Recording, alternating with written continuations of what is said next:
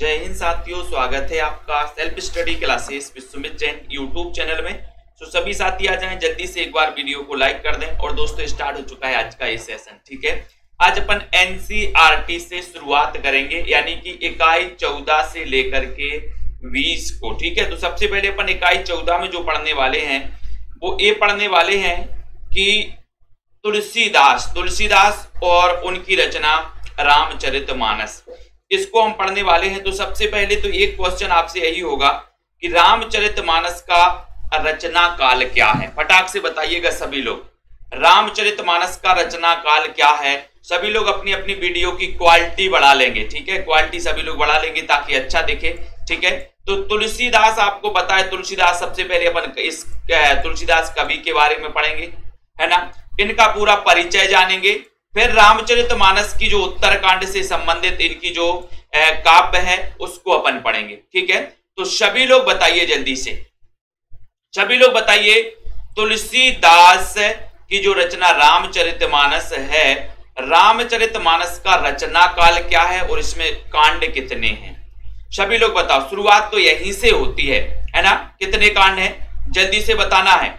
यहां पर सिर्फ आपको पढ़ना है, पूरा पढ़ाओगे ये पढ़ाओगे, बीच में कोई कमेंट नहीं करेगा यहां वहां की बातों का, ठीक है। लास्ट के 4-5 मिनट आपके रहेंगे, उसमें आप पूछ सकते हो, ठीक है।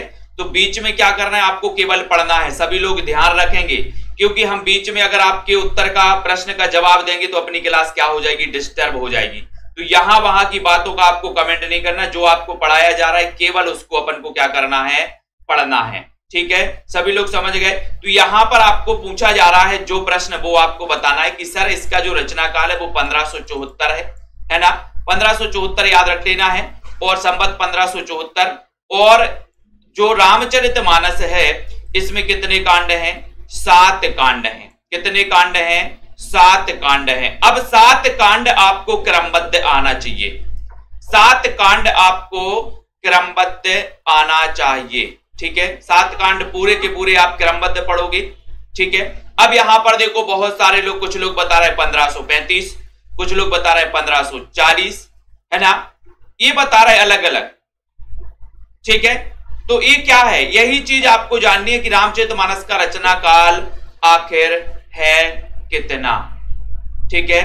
तो ये चीज अपन को याद रख लेना है। संवत 1574,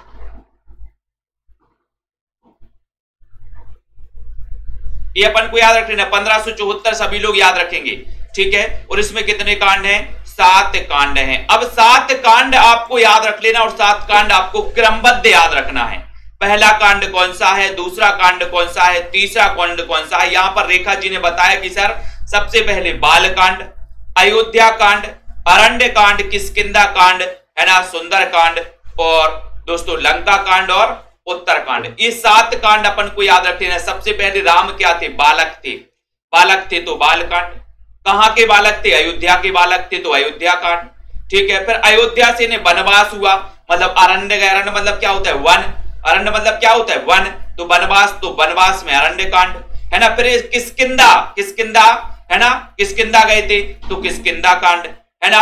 फिर सुंदर कांड, सुंदर कांड याद रख लेना। और दोस्तों फिर गए थे कहां, लंका, लंका गए थे तो लंका कांड। और फिर अंत में क्या है, उत्तरकांड, उत्तरकांड अपन को याद रख लेना है। और एक क्वेश्चन आता है, कोई बताएगा कि रामचरितमानस के किस कांड में कलयुग का वर्णन है। तो कोई बताएगा किस कांड में कलयुग का वर्णन है। बहुत अच्छे से पढ़ना है, एक एक चीज अपन को देखना है, एक एक चीज अपन को देखना है। जल्दी से बताइए फटाफट से,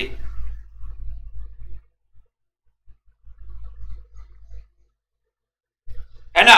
सभी लोग बताएंगे। 1574 ईस्वी है दोस्तों, 1574 ईस्वी, इसको ईस्वी करना।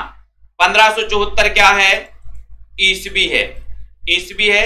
इसमें 57 वर्ष प्लस कर दो तो अपन कहां चले जाएंगे, 1631, संवत 1631। इस संवत है 1631 और ईस्वी है 1574। ये चीज भी आपको आनी चाहिए कि अगर हम ईस्वी में से 57 वर्ष घटाएंगे, सॉरी संवत में से 57 वर्ष घटाएंगे तो हम कहां पहुंच जाएंगे, ईस्वी में।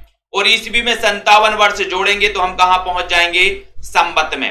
तो यहां पर 1574 क्या है, ईसवी है, और संवत कितना है 1631। तो कभी आप कंफ्यूज नहीं होना, बात वही है, चाहे संवत बोलो 1631 या 1574 ईसवी बोल दोगे, है ना। तो 1574 ईसवी या 1631 संवत, है ना, वो आपने पढ़ा होगा, संवत 1631 पढ़ा है। तो ये चीज आपको समझ में आ गई। सबसे पहला क्वेश्चन तो आपका यही बनता है कि रामचरितमानस के रचनाकार कौन है, तो आपने बताया तुलसीदास हैं, ठीक है, बिल्कुल करेक्ट है। फिर उसके बाद क्वेश्चन बनता है कि रामचरितमानस का रचना काल क्या है, तो आपको बताना है 1574 ईसवी, ठीक है। फिर पूछा जाए अगर कि ये अगर संवत में पूछा जाए तो संवत 1631, ठीक है। फिर क्वेश्चन आता है कि इसमें कितने कांड है, तो 7 कांड है, ठीक है। 7 कांड आपने पढ़ दिया, ठीक है। बाल कांड, अयोध्या कांड, अरण्य कांड, किष्किंधा कांड, है ना, सुंदर कांड, लंका कांड और उत्तर कांड। और उत्तर कांड में काय का वर्णन है, कलयुग का वर्णन है, और जो अपने कोर्स में है वो उत्तर कांड ही है, उत्तर कांड है, ठीक है। तो उत्तर कांड में काय का वर्णन है, कलयुग का वर्णन है। तो ये क्वेश्चन बहुत ही इंपॉर्टेंट हो जाता है कि रामचरितमानस के किस कांड में कलयुग का वर्णन है। तो कलयुग क्या दे रहा है, बोले सर कलयुग उत्तर दे रहा है, उत्तर दे रहा है तो उत्तर कांड, ठीक है, इसको याद रख लेना है ना। अब रामचरितमानस की भाषा क्या है, तो अवधि अपन को याद रख लेना। और यहां पर एक चीज और याद रखनी है कि तुलसीदास की जो 12 प्रमाणिक रचनाएं हैं, कितनी 12 जो प्रमाणिक रचनाएं हैं, इन 12 प्रमाणिक रचनाओं में जिनमें राम और मंगल आए, जिनमें राम और मंगल आएगा वो कौन सी भाषा की हो जाएंगी, जिनमें राम और मंगल आ जाएगा वो हो जाएंगी अवधी भाषा की।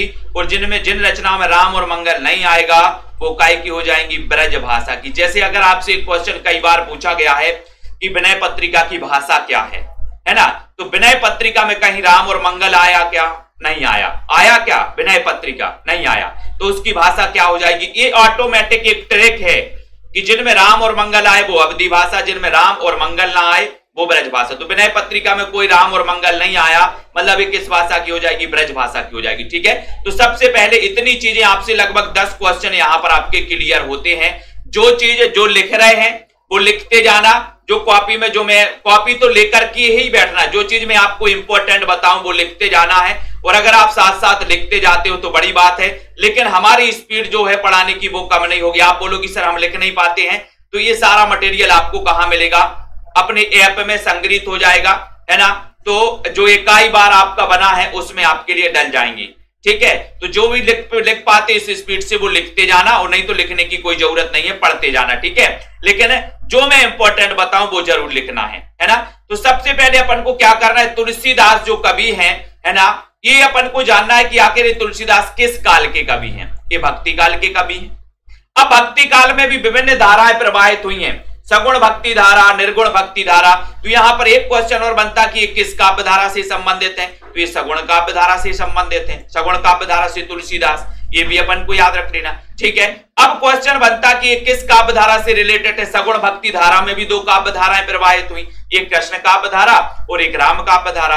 तो ये राम और कृष्ण में से कौन से हैं, तो आपको बताइए कि सर ये राम भक्ति धारा के प्रतिनिधि कवि हैं, ठीक है। तो ये चीज आपको पता चल गई।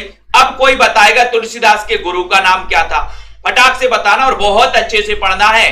तो जल्दी जल्दी से बताओ तुलसीदास के गुरु का नाम क्या था। उसके बाद आता है कि तुलसीदास का जन्म कहां पर हुआ था। तो तुलसीदास के जन्म को लेकर के मतभेद हैं, लेकिन इनका जो सबसे ज्यादा माना जाता है वो राजापुर गांव माना जाता है। राजापुर, बांदा, बांदा अपन को याद रख लेना, उत्तर प्रदेश में दोस्तों इनका क्या हुआ था, जन्म हुआ था। और कुछ विद्वान इनके जन्म को मानते हैं स्वरो, है ना, स्वरो भी मानते हैं इनका जन्म स्थान, ठीक है। तो इनके जन्म स्थान को कभी आपसे पूछा नहीं जाएगा क्वेश्चन, और पूछा जाएगा तो स्वरो और दोस्तों यहां पर राजा, है ना, राजापुर और दोस्तों क्या स्वरो, 2 विकल्प में आपके नहीं होंगे, एक ही विकल्प में होगा। या तो आपके लिए स्वरो विकल्प में दिया जाएगा या राजापुर आपके विकल्प में दिया जाएगा। तो ये चीज आपको समझना है, या तो स्वरो मिलेगा तुलसीदास के जन्म स्थान को लेकर कभी क्वेश्चन आएगा, या फिर राजापुर मिलेगा, ठीक है। बांदापुर उत्तर प्रदेश में इनका जन्म हुआ था दोस्तों, और इनके गुरु का नाम क्या था, नरहरिदास। इनके गुरु का नाम क्या था, नरहरिदास। नरहरिदास अपन को याद रख लेना, ठीक है। उसके बाद ये चीज आपको समझ में आ गई। उसके बाद आते हैं कि इनके बचपन का नाम क्या था। इनके बचपन का नाम क्या था, तो इनके बचपन का नाम क्या था, राम बोला। इनके बचपन के नाम क्या था? राम बोला। और इनके पिता का नाम क्या था? तो पिता का नाम भी आपको पता होनी चाहिए। इनके पिता का नाम क्या था? आत्माराम। और इनकी माता का नाम क्या था? हुलसी। एक पंक्ति आपने पढ़ी होगी, गोद लिए हुलसी फिरे तुलसी सो सुत होए। गोद लिए हुलसी फिरे तुलसी सो सुत होए, ये किसकी पंक्ति है? बता दो जरा। तो आपको पता चल गया, तुलसीदास है ना, इनके बचपन का नाम क्या था? राम बोला। पिता का नाम था आत्माराम, माता का नाम क्या था? हुलसी, है ना। और एक पंक्ति आती है कि गोद लिए हुलसी फिरे तुलसी सो सुत होए। तुलसीदास के बारे में दोस्तों अगर हम बताएं तो तुलसीदास जो कवि हुए हैं, इनका जन्म हुआ था मूल नक्षत्र में। मूल नक्षत्र में पैदा होने के कारण इनकी माता ने इन्हें त्याग दिया था। किसने त्याग दिया था? इनकी माता हुलसी ने इन्हें त्याग दिया था। और जो हुलसी वाली जो पंक्ति है कि गोद लिए हुलसी फिरे तुलसी सो सुत होए, ये पंक्ति कई बार एग्जाम में आया। चूंकि हुलसी आता है उसमें और तुलसी आता है तो बहुत सारे जो स्टूडेंट है वो तुलसी लगा के आ जाते हैं कि तुलसीदास की पंक्ति है, लेकिन ये तुलसीदास की पंक्ति नहीं है। ये पंक्ति किसकी है? रहम की, है ना। तो इसकी ट्रिक कैसे है, कैसे याद रखेंगे? तो हम आपको बता दें, गोद लिए हुलसी फिरे, गोद लिए हुलसी फिरे, बोले गोद लेकर हुलसी फिर रही है, कोई तो रहम करो, कोई तो रहम करो। रहम से क्या हो जाएगा? रहीम दास की पंक्ति है। रहीम दास की पंक्ति याद रख लेना। तुलसी इनकी माता, हुलसी इनकी माता का नाम था। और ये भी अपन को याद रख लेना कि जो हुलसी इनकी माता थी, मूल नक्षत्र में पैदा होने के कारण इनकी माता ने इन्हें त्याग दिया। और इनका जो लालन पालन किया था वो किसने किया था? ये भी आपको पता होना चाहिए। इनका लालन पालन हुआ था दोस्तों दासी, यहां चुनिया लिखा है, चुनिया नहीं लेकिन मुनिया, मुनिया याद रख लेना। मुनिया नामक दासी ने इनका 5 वर्ष तक क्या किया था? लालन पालन किया था। किसका? तुलसी। तो ये मुनिया दासी अपन को याद रख लेना, मुनिया दासी ने, है ना, इनका क्या किया था? लालन पालन किया। कितने वर्षों तक? 5 वर्षों तक, ठीक है। और उसके बाद दोस्तों यहां पर इनके गुरु का नाम क्या था? नरहरिदास। तो नरहरिदास भी अपन को याद रख लेना है। बिहारी के गुरु का भी नाम क्या था? बिहारी के गुरु का नाम क्या था? बता दो जरा, बताइए फटाफट से। बिहारी के गुरु। उसके बाद तुलसीदास के जन्म वर्ष को लेकर अलग अलग विद्वानों में दोस्तों मतभेद है ना। गोसाई चरित के अनुसार तुलसीदास का जन्म संवत 1526 में हुआ। गोसाई चरित अपन को याद रख लेना। गोसाई चरित के अनुसार 1526 ईस्वी में इनका जन्म हुआ, ठीक है। उसके बाद यहां पर राम गुलाम द्विवेदी द्वारा, है ना, इनका जन्म सन 1532 ईस्वी में हुआ। तो आपको कई जगह इनका जन्म 1532 मिलता है ना। तो अलग अलग विद्वानों में जैसे इनके जन्म स्थान को लेकर मतभेद है, वैसे ही इनके जन्म तारीख को लेकर भी दोस्तों, जन्म सन को लेकर भी क्या है, इनके मतभेद हैं, ठीक है। तो इतनी चीज आपको समझ में आ गई, है ना, समझ में आ गई। बहुत अच्छे से पढ़ना और दोस्तों, है ना, पढ़ते रहना और मैं बीच में कोई भी क्वेश्चन आपसे पूछ सकता हूं, ठीक है, ये याद रख लेना है। और तुलसी चरित रघुबर दास, रघुबर दास अपन को याद रख लेना, रघुबर दास। और गोसाई चरित बेणी माधव दास के अनुसार इनका जन्म कब हुआ? सन 1597 में हुआ, ठीक है। सेव से सरोज के अनुसार सन 1526 में इनका जन्म हुआ, है ना। सेव से सरोज के अनुसार 1526 में इनका जन्म हुआ। गोसाई चरित के अनुसार इनका जन्म कब हुआ? ये याद रख लेना, गोसाई चरित के अनुसार 1597 में इनका जन्म हुआ, ठीक है। अब एक क्वेश्चन आपसे है, आपको बताना है कि सेव से सरोज की रचनाकार कौन है। यहां पर एक फैक्ट आया, सेव से आजू बाजू भी अपन को पढ़ते जाना है थोड़ा बहुत। सेव से सरोज की रचनाकार कौन है? फटाक से बताइए, हर एक चीज को बहुत अच्छे से पढ़ना है। उसके बाद यहां पर आते बाबा रघुबर दास। ग्रंथ तुलसी चरित के अनुसार तुलसी का जो जन्म हुआ वो 1497 ईस्वी में हुआ और इनके पिता का नाम मुरारी मिश्र था। मुरारी मिश्र था किसके अनुसार? रघुबर दास के अनुसार। तो ये चीज उतनी इंपॉर्टेंट नहीं होती है क्योंकि ये चीजें एग्जामों में कम पूछी जाती हैं। कंफ्यूजन वाली ऐसी क्वेश्चन कम पूछे जाते हैं, जहां पर जिसके उत्तर 2 या 3 हो, उसके ऐसे क्वेश्चन एग्जामों में कम ही आते हैं, कभी कभार आ जाते हैं। और आ भी जाते हैं तो वो क्वेश्चन विवादित हो जाते हैं। या तो ये पूछा जाएगा कि सेव से सरोज के अनुसार तुलसी का जन्म कब हुआ, है ना, गोसाई बेणी माधव दास के अनुसार जन्म कब हुआ, ऐसा पूछा जाएगा, है ना। नॉर्मल क्वेश्चन आपसे नहीं पूछा जाएगा, ठीक है। उसके बाद यहां पर आते हैं, इन चीज को देखते हैं कि तुलसीदास की शिक्षा कहां पर? अयोध्या में हुई। काशी में शेष सनातन जी ने, है ना, इन्हें वेद वेदांग का ज्ञान करवाया। किसने? शेष सनातन। तो इनके शिक्षा गुरु कौन थे? ये भी याद रख लेना, जैसे शिक्षा प्राप्त करते आप लोग, तो इनके शिक्षा गुरु कौन थे? शेष सनातन। शेष सनातन इनके शिक्षा गुरु थे, ये भी याद रख लेना, है ना। ऐसे ही पूछा जाएगा कि इनके शिक्षा गुरु कौन थे, तो शेष सनातन, है ना। अगर कभी पूछा जाए कि इनके गुरु कौन थे, तो गुरु में आपको यही लगाना है नरहरयानंद या फिर नरहरिदास। नरहरयानंद, कंफ्यूज नहीं होना, नरहरयानंद और नरहरिदास एक ही बात है, कंफ्यूज नहीं होना इसमें, ठीक है। उसके बाद यहां पर आते हैं कि नरहरयानंद या नरहरिदास ने क्या सुनाई थी? राम कथा सुनाई थी। 15 वर्ष काशी में रहने के बाद राजापुर आए और तुलसीदास जी रामानंदी परंपरा के चौथे स्तंभ थे। कौन से स्तंभ थे? चौथे। ये लिख लेना, रामानंदी परंपरा के कौन से स्तंभ थे? लिख लेना इसको, चौथे स्तंभ थे, ठीक है। और रामानंद की शिष्य परंपरा में 7वीं पीढ़ी में आते, ये भी याद रख लेना। रामानंद की कौन सी परंपरा में कौन सी पीढ़ी में आते? 7वीं पीढ़ी में आते हैं। 7वीं पीढ़ी सभी लोग याद रखेंगे, ठीक है। उसके बाद चित्रकूट में तुलसी को राम की अलौकिक अनुभूति हुई, ये याद रख लेना। मैंने कई बार आपको बताया, एक कहानी भी तुलसीदास जी के बारे में बताई है कि तुलसीदास जी की पत्नी का नाम था रत्नावली, है ना। ये दीनबंधु पाठक की कन्या थी रत्नावली। इनका विवाह रत्नावली से हुआ और ये रत्नावली से बहुत प्रेम करते थे, इतना प्रेम करते थे रत्नावली के बिना रह नहीं पाते थे, है ना।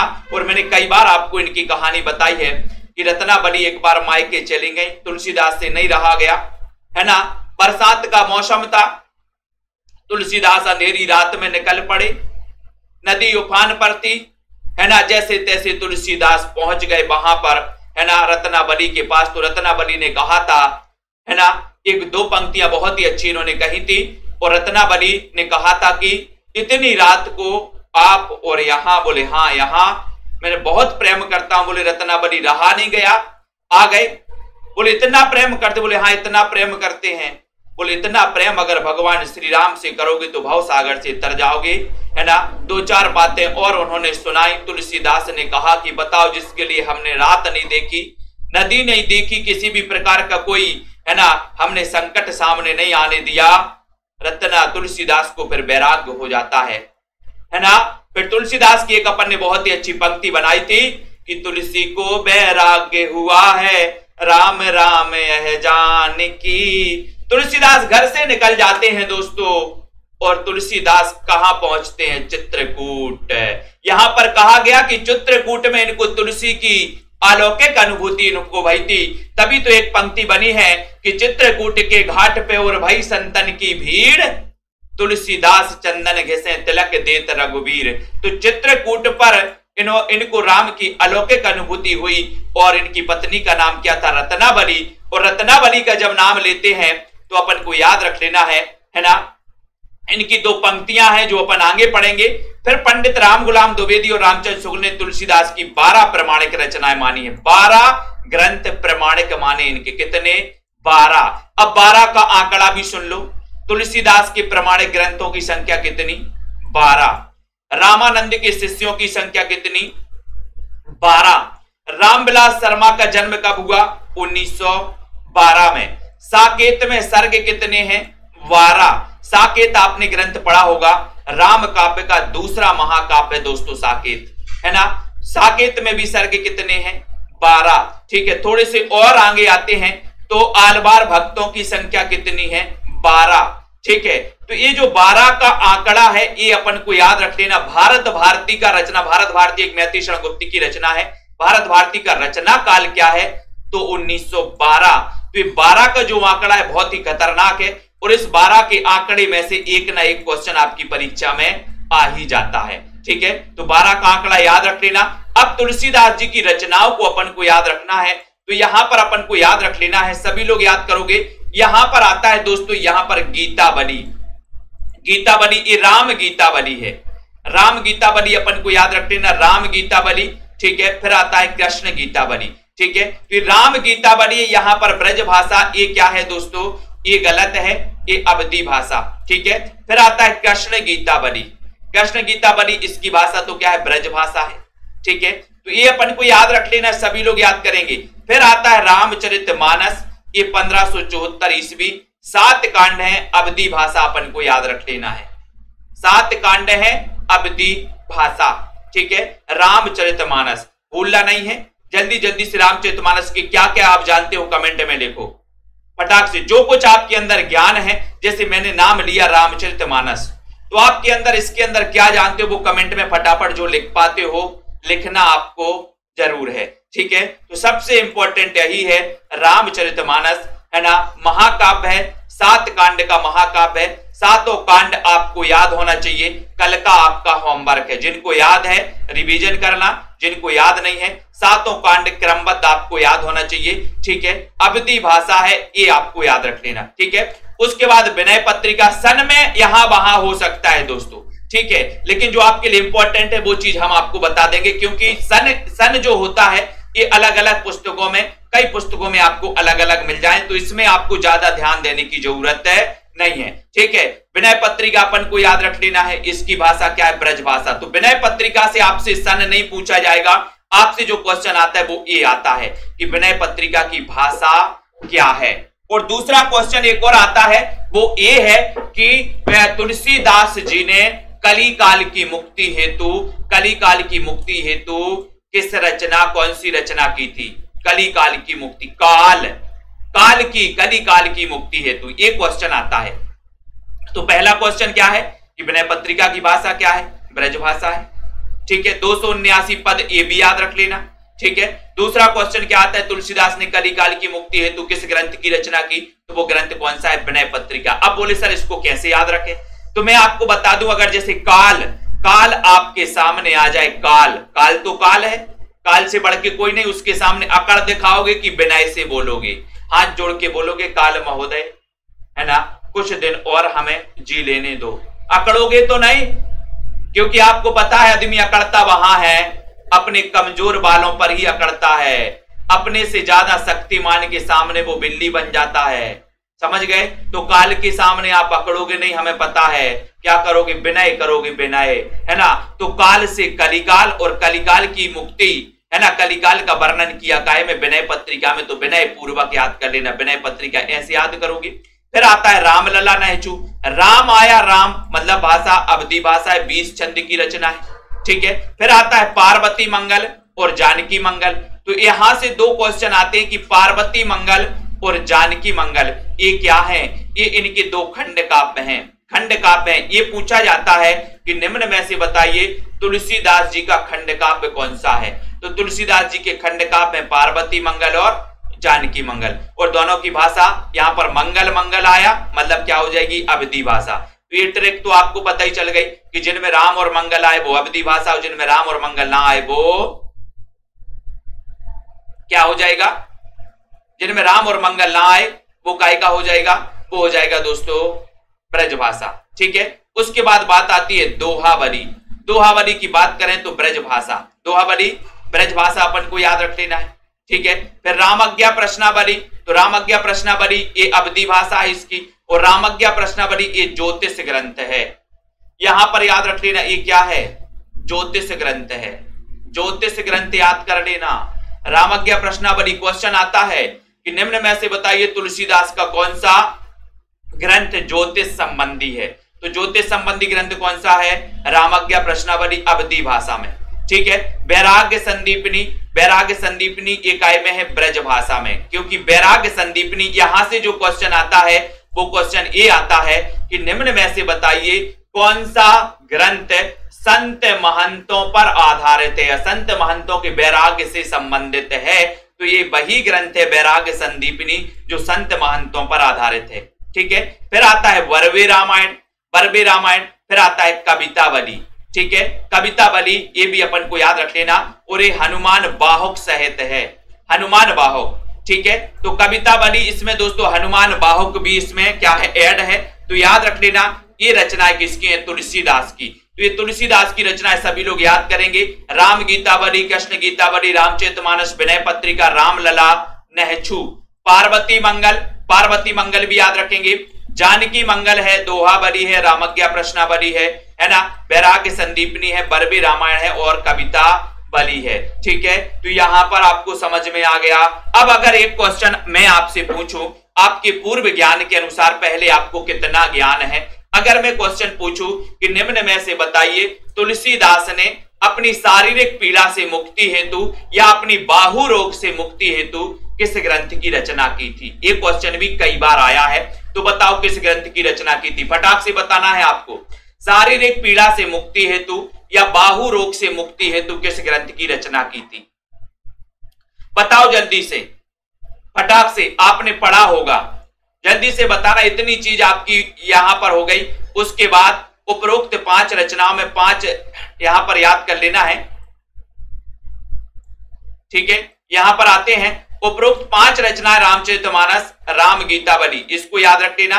विनय पत्रिका, दोहावली और कवितावली, ये दोस्तों बड़ी रचनाएं मानी जाती हैं। कौन कौन सी?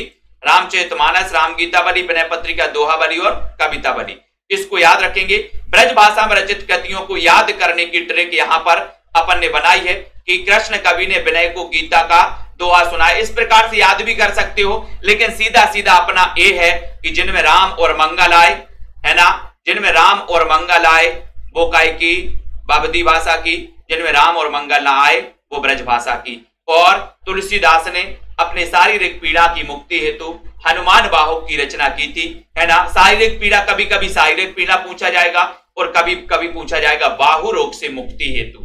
ठीक है, तो ये चीज आपको यहां तक क्लियर हो गई। ठीक है, उसके बाद यहां पर आते राम गुलाम द्विवेदी के अनुसार हनुमान बाहुक तुलसीदास की अंतिम रचना है, जो कवितावली का ही एक भाग है। कौन सी? हनुमान बाहुक, याद रख लेना। ठीक है, उसके बाद यहां पर आते हैं, अब तुलसीदास को विभिन्न विद्वानों ने विभिन्न विभिन्न दोस्तों उपमाएं दी हैं, विभिन्न विभिन्न नामों से यहां पर बुलाया है। फिर उसके बाद यहां पर आता है कि तुलसीदास को कलिकाल का वाल्मीकि किसने कहा, ये याद रख लेना। ये क्वेश्चन अभी कुछ लोग नाभादास बता रहे थे, है ना, तो नाभादास वाला जो उत्तर है वो अपन को, इसकी पीडीएफ नहीं मिलती, है ना। नाभादास अपन को याद रख लेना। ये भक्तमाल, भक्तमाल किसकी रचना है? नाभादास की रचना। भक्तमाल किसकी रचना है? नाभादास की है। और कलिकाल से कलिकाल का वाल्मीकि किसने कहा? नाभा। ये क्वेश्चन कई बार आ चुका है, कई बार आ चुका है। कलिकाल की मुक्ति हेतु सॉरी कलिकाल का वाल्मीकि किसने कहा? तुलसीदास को। क्या बताओगे? नाभादास ने। नाभादास ने। महात्मा बुद्ध के बाद दूसरा बड़ा लोकनायक तुलसीदास को, ये याद रख लेना है आपको। जो पुराने स्टूडेंट हैं उनको तो ये चीज सबको पता है, लेकिन जो नए साथी हैं, है ना, वो नए सिरे से पढ़ रहे हैं तो थोड़ा ध्यान से पढ़ना, है ना। तो यहां पर एक क्वेश्चन आता है कि तुलसीदास ने कलिकाल की मुक्ति हेतु किस ग्रंथ की रचना की? तो आपने बताया सर विनय पत्रिका की रचना की। फिर पूछा जाता है कि तुलसीदास को कलिकाल का वाल्मीकि किसने कहा? तो वाल्मीकि किसने कहा? नाभादास। और वाल्मीकि देखो ऐसा लिखा जाता है, मैं कई बार आपको बताया है, ये शब्द शुद्धि में क्वेश्चन आता है वाल्मीकि। कई लोग क्या लिख लेते हैं? वाह आधा ला और या लगा देती है, या नहीं लगाना है। वाल्मीकि इस प्रकार से लिखा जाता है, ये क्या है? शुद्ध है। ठीक है, तो ये नाभादास ने कहा। अब तुलसीदास को महात्मा बुद्ध के बाद दूसरा बड़ा लोकनायक किसने कहा? जॉर्ज ग्रियर्सन ने कहा। जॉर्ज ग्रियर्सन अपन को याद रख लेना, इन्होंने एक ग्रंथ लिखा था जिसका नाम था modern vernacular literature of northern Hindustan, जो कि 1888 में ग्रंथ लिखा था। और एक क्वेश्चन यहां से पूछा जाता है कि सच्चे और वास्तविक अर्थों में हिंदी साहित्य का प्रथम इतिहास ग्रंथ कौन सा है? तो आप बताते हो कि modern vernacular literature of northern Hindustan है, जो कि 1888 में लिखा गया ग्रंथ है। और जो किस भाषा में लिखा गया था? अंग्रेजी भाषा में लिखा गया था। एशियाटिक सोसाइटी ऑफ बंगाल के विशेषांक में यह ग्रंथ प्रकाशित हुआ था। किसका? जॉर्ज ग्रियर्सन का। ठीक है, और इन्होंने तुलसीदास को महात्मा बुद्ध के बाद दूसरा बड़ा लोकनायक कहा। ये क्वेश्चन अपन को याद रख लेना है। ठीक है, उसके बाद मुगल काल का सबसे बड़ा आदमी ये किसने कहा? विसेंट स्मिथ ने कहा। स्मिथ ने, इन्होंने कहा कि तुलसीदास तो मुगल काल का सबसे बड़ा आदमी है। किसने कहा? स्मिथ ने कहा, विसेंट स्मिथ ने, याद कर लेना। तुलसीदास तो आनंद वन का वृक्ष है। आनंद वन, ये क्वेश्चन आ चुका है। मधुसूदन सरस्वती, सरस्वती ने कहा है इसको आनंद वन का वृक्ष है ना। बोले सर जब हम सरस्वती माता की कृपा हो जाती है तो क्या आ जाता है, आनंद आ जाता है। या ऐसे याद कर सकते हो कि सर मधुसूदन जो है वो आनंद वन के वृक्ष हैं, या आनंद के वन में क्या कर रहे हैं, आनंद ले रहे हैं। कौन, मधुसूदन, काय में, आनंद के वन में आनंद ले रहे हैं। ठीक है, उसके बाद यहां पर आता है भक्तमाल का सुमेरु।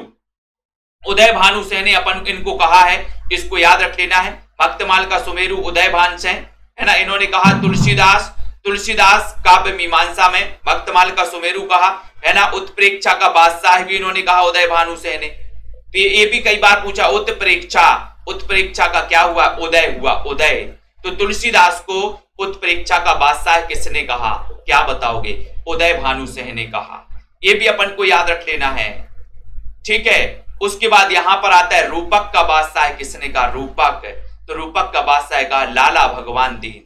लाला भगवान दीन अपन को याद रख लेना है। ठीक है, रूपक का बादशाह। मैंने आप लोगों से पूछा है कि बीच में यहां वहां के कोई क्वेश्चन नहीं, समझ गए, फिर भी आप लोग वही अनुशासनहीनता करते हैं। लास्ट के 5 मिनट आपको दिया है। आपसे अगर ये रिलेटेड कोई क्वेश्चन पूछना है तो आप पूछ सकते हो, यहां वहां के क्वेश्चन आपको नहीं पूछना है बीच में, क्योंकि अगर हम एक क्लास से हटके आपको बताएंगे तो जो बाद में रिकॉर्डेड क्लास देखते हैं उनको कैसा है, थोड़ा सा बोरिंग फील होता है, समझ गए। तो 5 मिनट, लास्ट के 5 मिनट में आप पूछ सकते जो भी पूछना हो। ठीक है, तो आपसे क्वेश्चन आएगा कि तुलसीदास को उत्प्रेक्षा का बादशाह किसने कहा, राइट आंसर है उदय भानु सेन ने, है ना। भक्तमाल का सुमेरु किसने कहा, उदय भानु सेन ने। आनंद वन का वृक्ष किसने कहा, मधुसूदन सरस्वती ने। मुगल काल का सबसे बड़ा आदमी किसने कहा, विसेंट स्मिथ ने कहा। उसके बाद आता है क्वेश्चन, अनुप्रास का बादशाह किसने कहा, आचार्य रामचंद्र शुक्ल। आचार्य रामचंद्र शुक्ल ने। करुण रस के कवि है ना, ये कहा हजारी प्रसाद द्विवेदी ने। क्या कहा कि तुलसी तो करुण रस के कवि हैं। आगे जब अपन भक्ति काल को पढ़ेंगे तब भी तुलसीदास जी के बारे में पढ़ेंगे तो हर चीज आपको अच्छे से समझ में आ जाएगी। ठीक है, तो इतनी चीज आपको समझ में आ गई। उसके बाद यहां पर आते हैं कि रामचरितमानस, राम गीतावली, बरबे रामायण और कवितावली में है ना कितने कितने कांड हैं, 7 कांड हैं। कौन कौन में अच्छे से देख लो, रामचरितमानस, राम गीतावली, बरबे रामायण और कवितावली में कितने कितने कांड हैं, 7 कांड हैं, 7 शांत कांड। ठीक है, रामचरितमानस, राम गीतावली, बरबे रामायण और कवितावली में। ठीक है, उसके बाद रामचरितमानस में जो 7 कांड है वो आपको याद रख लेना, कल का होमवर्क है आपका। ठीक है, जो होमवर्क आपको दिया जाता है ईमानदारी से पूरा करते जाना, क्योंकि जब परीक्षा में बैठोगे तो वो होमवर्क याद आएगा कि सर ने बोला था और हमने याद नहीं किया, है ना। तो जो चीज मैं आपको बोल रहा हूं उसको ईमानदारी से करना। बाल कांड, ये छोटी सी ट्रिक है, छोटी सी ट्रिक मैंने आपको बताई है कि राम पहले क्या थे, बालक थे, तो सबसे पहले बाल कांड है ना। फिर राम कहां के बालक थे, अयोध्या के, तो अयोध्या कांड। ठीक है, अयोध्या से वो कहां गए थे, अरण्य गए थे, यानी कि बन गए थे, तो अरण्य कांड। जब बन गए थे तो वहां पर किष्किंधा के राजा थे, है ना, सुग्रीव को किष्किंधा का राजा बनाया था, तो ये किष्किंधा गए तो किष्किंधा कांड है ना। फिर यहां पर सुंदर कांड भी अपन को याद रख लेना, सुंदर कांड भी अपन को याद रखेंगे सभी लोग। ठीक है, सुंदर कांड, और फिर अंत में सुंदर कांड, और फिर लंका गए थे, रावण का वध किया, तो लंका कांड, और अंत में उत्तर कांड। अंत में क्या हो गया, उत्तर कांड भी अपन को याद रख लेना, अंत में है उत्तर कांड। ठीक है, सभी लोग याद करेंगे, है ना। आपने देखा होगा राम जब दोस्तों सीता को लेकर आए तो लोगों ने विभिन्न प्रकार की बातें की, और राम को उन बातों का क्या देना पड़ा था, अंत में उत्तर देना पड़ा था, और सीता जी को पुनः वनवास, है ना। फिर वन में क्या, लव और कुश 2 उनके पुत्र हुए थे, है ना।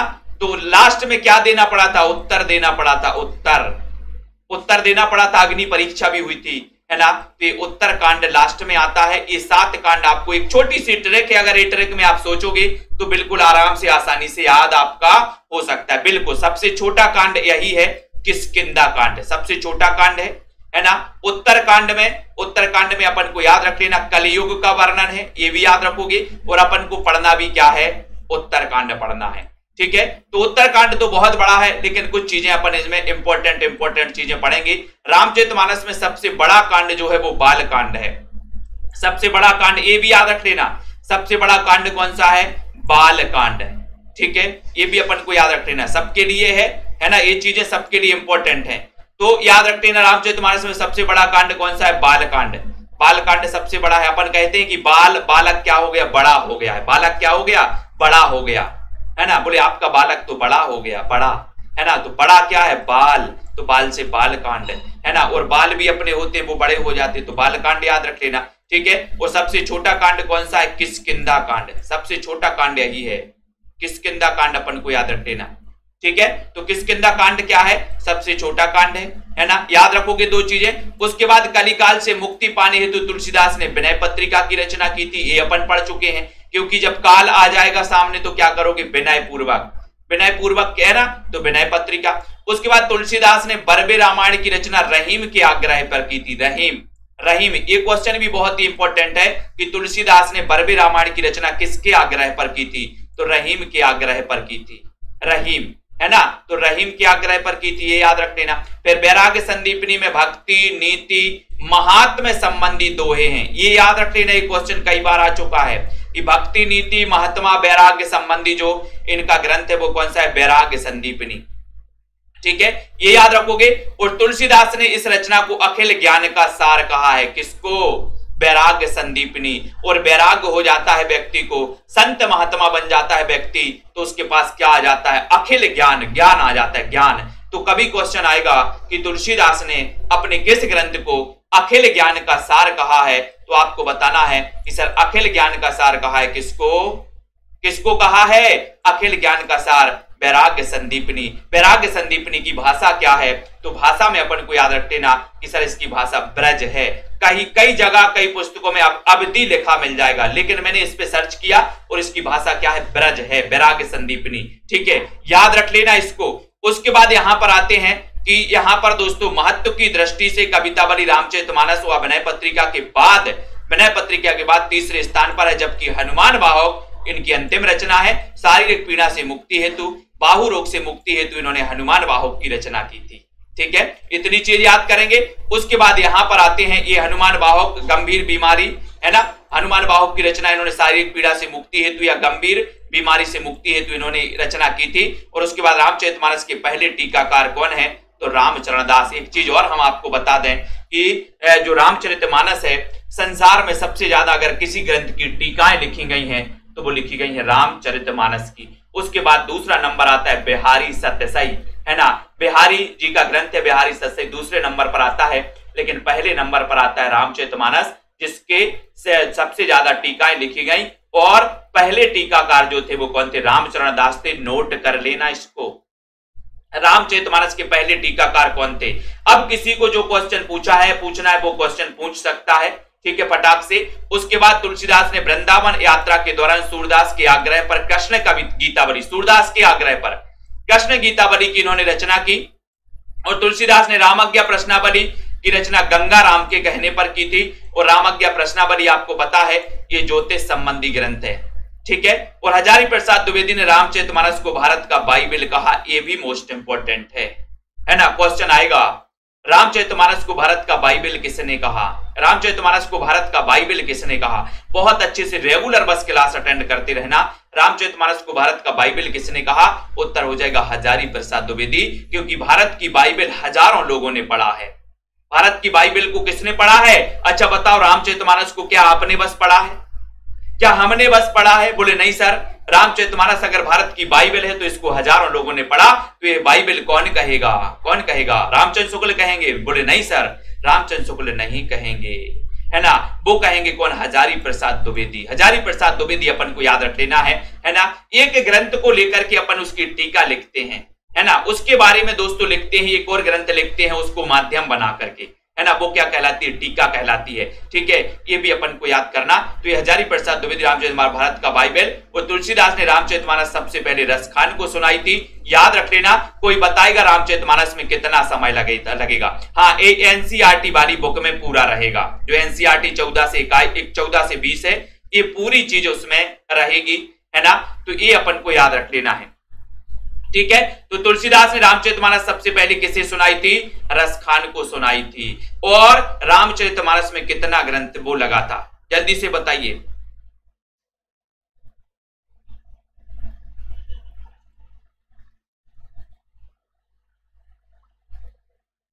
जल्दी से बताना है। सिप्रा जी व्हाट्सअप आएगा, यही नंबर 9098609291, यही नंबर आएगा, अभी कॉल कर लेना क्लास के बाद, ठीक है। तो ये चीज अपन को याद रखना। उसके बाद इनकी पंक्तियों को अपन पढ़ेंगे और बहुत अच्छे से पढ़ेंगे।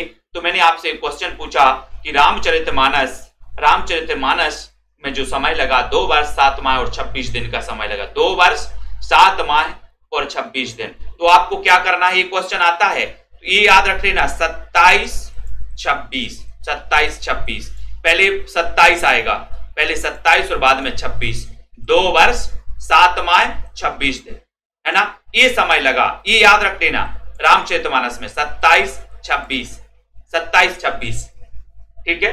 27-26 याद रख लेना, 2 वर्ष 7 माह और 26 दिन। ये क्वेश्चन आता है, इंपॉर्टेंट है, ठीक है। और कोई क्वेश्चन है आप लोगों का? रेगुलर क्लास से पढ़ना है। क्लास कैसी लगी आप लोगों को जल्दी से बताओ। सारी चीजों को आपको पढ़ना है, पेपर है, कहीं से भी क्वेश्चन आएगा। अब आपसे ये पूछा गया उत्तरकांड, रामचरितमानस से उत्तरकांड लिया गया, तो ऐसा नहीं है कि तुलसीदास से नहीं पूछा जाएगा क्वेश्चन। और तुलसीदास वैसे भी भक्ति काल के कवि हैं, तो वहां से भी क्वेश्चन आ सकता है। और यहां जो अपन उत्तरकांड पढ़ रहे हैं तो तुलसीदास के परिचय में से भी क्वेश्चन आएगा, ठीक है। तो जल्दी से बताइए, इस चीज को रिवीजन करते जाना अगर आपको टाइम मिले तो, ठीक है। तो दोपहर 2 बजे एक दूसरी आपकी क्लास होगी, एनसीईआरटी पर ही पढ़ेंगे। नहीं सुनीता जी, वर्ग 2 के लिए अभी नहीं, ठीक है। तो इतनी चीजें आपको समझ में आई कि नहीं आई, जल्दी से बताना। ये सारी चीजें अपन को पढ़ना है। उसके बाद जो आजकल जो पंक्तियां पूछी जा रही है, आजकल पेपर का पैटर्न जो बदल गया, पंक्तियां ज्यादा पूछी जा रही, पंक्तियां और कथन, तो इनकी पंक्तियां भी अपन पढ़ेंगे जो आपके लिए इंपॉर्टेंट है। सारी पंक्तियां हम बताते भी जाएंगे आपको। ट्रिक भी आपकी जो जहां जैसी ट्रिक निकलती है, यहां पर जितना अभी तक आपने पढ़ा है, बहुत सारी चीजें आपको मैंने ट्रिक से याद करवाई हैं। तो जहां जैसी ट्रिक निकलती है वो सारी चीजें आएंगी, ठीक है ना।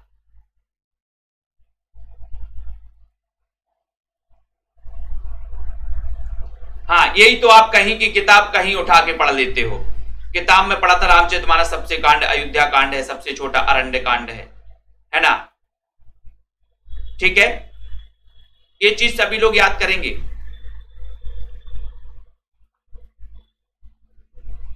पढ़ते रहना, अध्ययन करते रहना इसी प्रकार से।